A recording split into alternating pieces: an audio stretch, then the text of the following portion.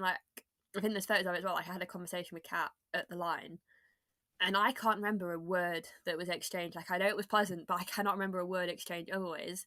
I just know someone told me and said the first thing you said when you crossed the line was to Kat that she is so much faster than you. And like, I can't confirm or deny this. That's just what someone has told me I said. But in all fairness, Kat was incredibly strong. Like, the riders in that field were so strong, and I went into the race knowing like just how much depth there was in the talent in that race.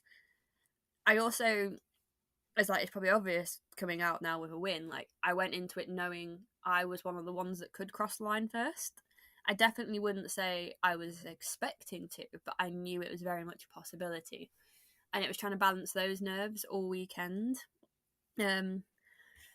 Pretty much like Friday, Saturday I was okay, although I did have multiple times because I went out for dinner on the Friday, and when I was recording like the crosscast that I do as a cyclocross specific podcast with Matt and Neil on the Saturday, I was just like, oh, I'm fine, I just don't want to talk about my race. And they just went to me like, we're about to talk about the race for like an hour, and I'm like, yeah, I just don't want to talk about my part in the race.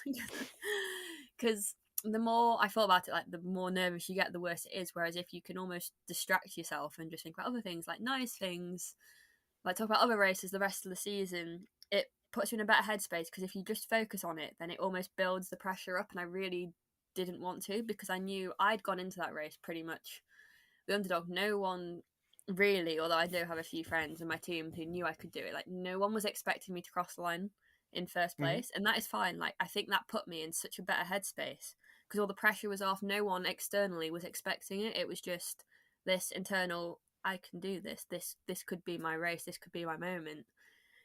And it was. And yeah, so the race itself, I got there on the start line, and the one thing that did help was I felt like I was the only one on the front row smiling.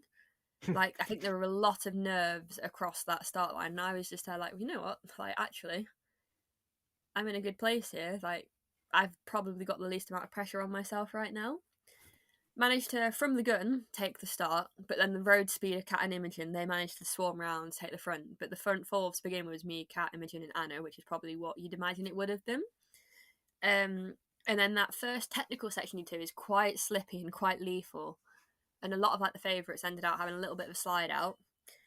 And I managed to like, then that was it. I was on the front of the race, and I was like, oh, okay, right, here we go. You're actually leading the national championship. So a bit of a gap.